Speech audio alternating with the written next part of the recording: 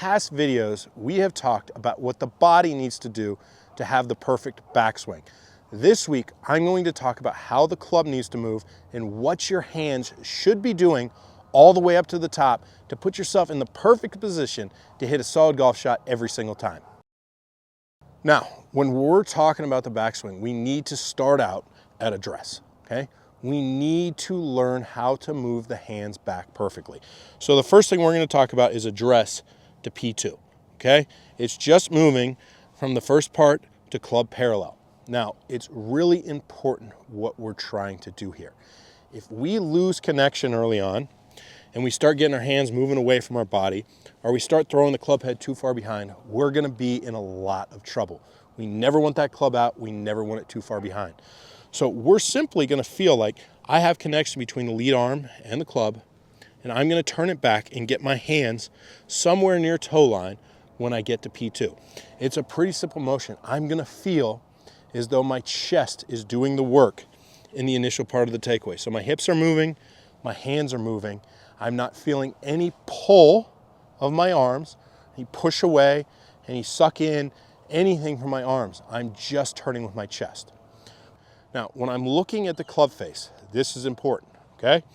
I want to feel, when I'm at P2, that the club head is slightly toed down.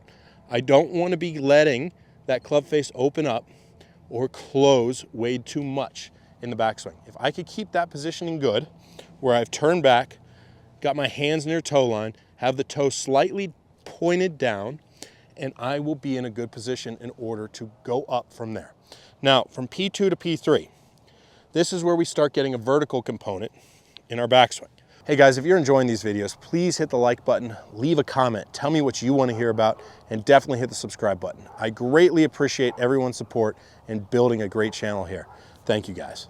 Okay, when I get to P2, I need lift in my arms, but I want to make sure my hands are working properly from this position. So the feel is going to be that I'm going to get here and that I'm going to get the butt of the club working and pointing towards the golf ball as it's working back. That's going to put me in a position where I start to hit a good plane line and I start to get the club deep. If I start getting here where the butt of the club is pointing down behind me, I'm going to be really crossed up. If I get it too far out this way, then my club's going to get too flat coming down. I never want to be in position where I put myself in that big of trouble. Now, a great look for P3 is that that club is going to be through my shoulder as I get to this position. If I get that shaft lined up with the shoulder, I'm turning back into a good position every time from P2 to P3. Amazing checkpoint. Keep that as a visual cue that you can see in your video. When we move from P2 to P3, this is a very important piece, okay? We want to feel as though we're getting this butt of this club pointing towards an alignment stick that would be on my heel line. So when I set up, this is heel line, and it goes all the way back. At the top, I want to get it pointed at that. If I can do that, I've gotten myself in a good position where I have plenty of turn in my backswing, and I'm going to get my hands deep enough in order to make a good transition. Now, if a player has a shorter backswing and can't get the arms up way above the shoulder, then you're going to want to be a little bit more laid off. That's going to help you with your transition. That will put you in a good position to get the club staying somewhat shallow in your downswing, where you can just rotate your body through the strike and make clean contact. Now, if you're a player who's on the longer spectrum in terms of your backswing, you never want to see yourself overswing. If the club gets a little bit past parallel because of your wrist angles, that's okay. But the second I start seeing everything collapsing and your arms falling apart in the backswing, now we know you're in a really bad position. So you want to keep your structure where you have your hands wide and you're turning your chest to get it up to the top. That's a very important key for making sure you are in position to work back down to the golf ball. Now, we talked about the club face early on, and we want to get up to the top.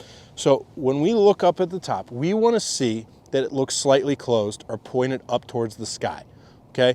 That's a good position to be at the top of your backswing in terms of the control of the club face. If you get into a position where it's a little open or a little shut, there are players who have compensations in their downswing.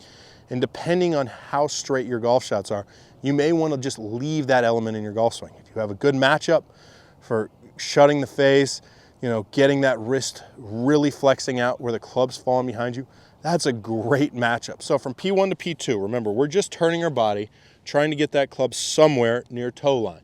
Now from P2 to P3, we're gonna go up where we're getting the butt of the club pointed out towards the golf ball in the backswing, and we're gonna get that to bisect the trail shoulder at this position. From P3 to P4, we're trying to turn to get the butt of the club pointed at my heel line at the top of the backswing with the face that's just slightly shut. You can record these positions and see where you are in your golf swing, okay? That will show you where you need to improve in order to hit great positions going back.